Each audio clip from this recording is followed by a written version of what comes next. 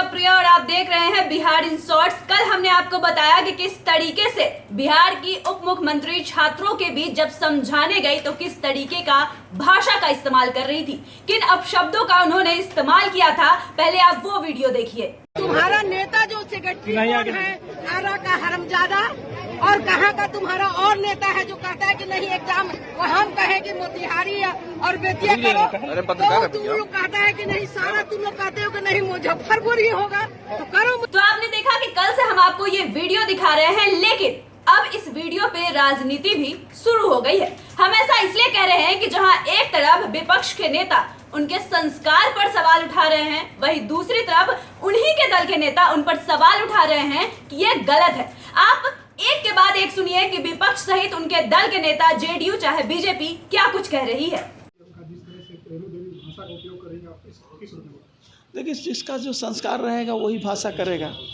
Bharatiya Janata party की संस्कार ही है। आप देख नहीं रहे हैं पद्म भूषण पद्मश्री वाले लोग क्या क्या बोल रहे हैं, और ऐसे लोगों को उन लोग तारीफदारी कर रहे हैं, तो उनका संस्कार ही है। ये संस्कार में जिसका रहेगा वही भाषा बोलेगा। ये संस्कार की भाषा है। हम लोग कभी अपशब्द नहीं बोलते। विरोधियों को भी हम बड़े सम्मान के साथ बात करते हैं। अब उनका ये संस्कार है तो संस्कार को मुबारक हो, उनके संस्कार को। क्या लगता है सर, वो माफी मांगेंगे? जिसका संस्कार ही है ऐसा गड़बड़, उसके माफ़ी मांगने से क्या है। माफ़ी मांगेंगे तो उसी तरह का अपशब्द कह करके माफ़ी मांगेंगे। ऐसे लोगों पर कोई हम नोटिस नहीं लेते हैं। देखिए, आज हम लोग तो जो बैठते हैं उसकी जानकारी नीचे के लेवल पर हम लोग प्रखंड स्तर पंचायत अध्यक्ष तक हम लोग पार्टी के स्तर पर और व्हाट्सएप के जरिए बिहार की जनता को भी इस तरह की खबर दी जाती है कि माननीय मंत्री अमुक अमुक ग्रामीण विकास, मद्य निषेध और ग्रामीण कार्य विभाग के मंत्री बुधवार को बैठेंगे।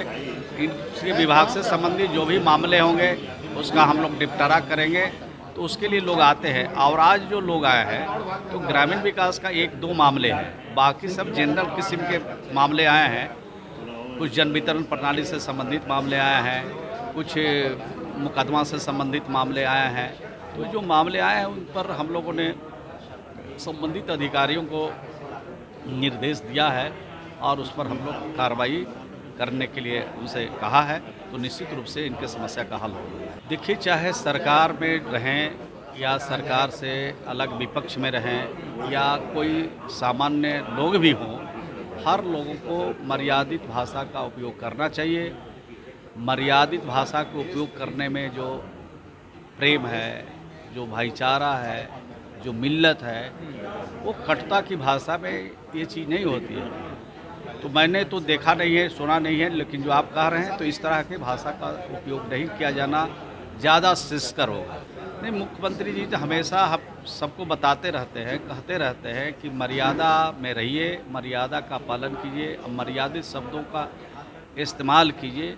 कटु से कटु शब्द भी बोले जाते हैं, लेकिन एक मर्यादा के तहत बोले जाएं तो उसका ज़्यादा असर भी होगा और ज़्यादा अच्छा भी लगेगा। ऐसे शब्दों को कभी भी कोई जगह नहीं दी जा सकती है, और किस आवेश में उन्होंने कहा है वैसे शब्दों का निश्चित रूप से परहेज करना चाहिए।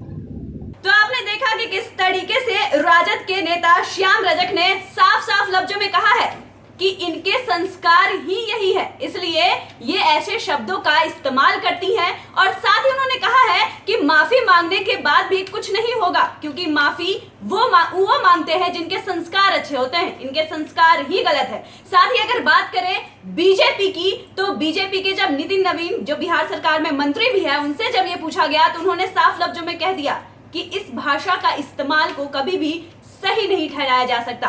साथ ही जब जदयू से इस बारे में पूछा गया तो उन्होंने साफ लफ्जों में कह दिया कि यह भाषा गलत है। अब ऐसे में देखना यह है कि उप मुख्यमंत्री रेणु देवी इस पूरे मसले पर माफी कब मांगती है, माफी मांगती भी है या नहीं मांगती है। इसके लिए आप बने रहिए हमारे साथ, हमारे चैनल को सब्सक्राइब करें, फेसबुक पेज को लाइक करें। धन्यवाद।